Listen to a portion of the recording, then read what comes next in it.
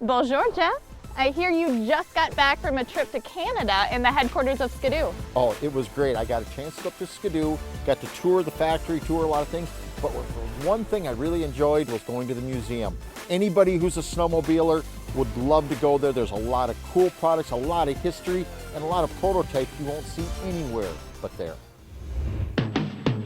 If you believe that a winter's meant to be an open field, a woodland trail and feeling free. Snowmobiling and even the TV commercials have come a long way. A rich history and tradition is part of what makes this a great sport.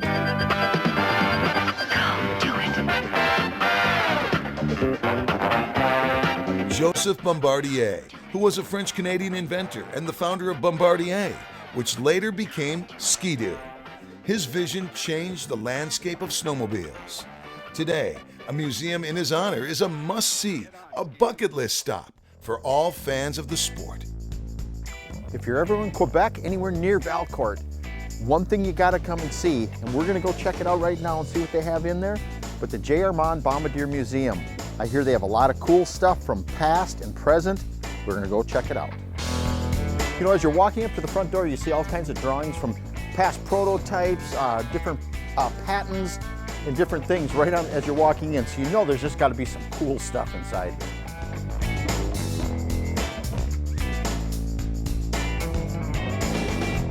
You know, when you walk through here, there's a lot of history. You know, in our case, a lot of time traveling. We're going back in time, and it's just really cool to see how it progressed. You know, from the 1937 to what we have today.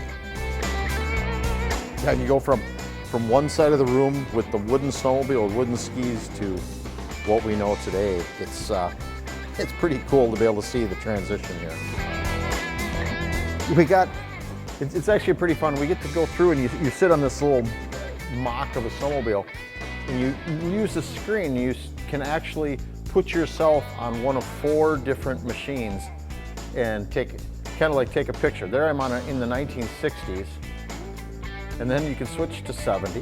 You can go to 1980. So it's like time traveling, all over, time traveling.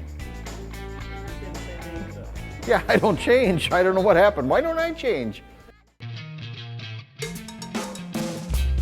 But what's really cool when you come into the museum here, there's a lot of interactive displays, and they don't want you touching everything, but there's a fair amount of stuff that you can come in and actually sit and play on and try, and it's really neat to have some of the interactive displays they have here. Hang on. You know, right behind me, attached to the museum, is the original garage that J. Armand Bombardier started in. In fact, they moved it on site. It was elsewhere, but they moved it on site to show, and they have some really cool interactive filming and tools and different things inside that just to show everybody what and where it came from. This is their storage area. This is just a small little part of what they have here. This is where they store some of the archived snowmobiles and vehicles that they've made over the year. Problem is, this glass in front of me, I got to get in there and go look at some of that stuff.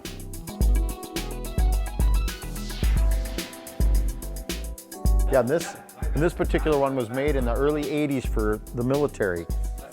Kind of like what we'd call snow camo. For sure, the sport has come a long way. One can only imagine the next 100 years. What's next? You can be sure it will be coming from Skidoo. They're always talking about how innovative everything is. Look at Skidoo, 1962, independent front suspension in a prototype. You know, what a great experience this museum tour was. To be able to see all the history and to be able to go in and see some of the archive stuff and some of the things that are just really cool that made Bombardier great, from all the years of him making snow machines and where it all began. If you're ever up in Valcourt or even need a museum fix, this is a cool museum because it's a lot about snowmobiles.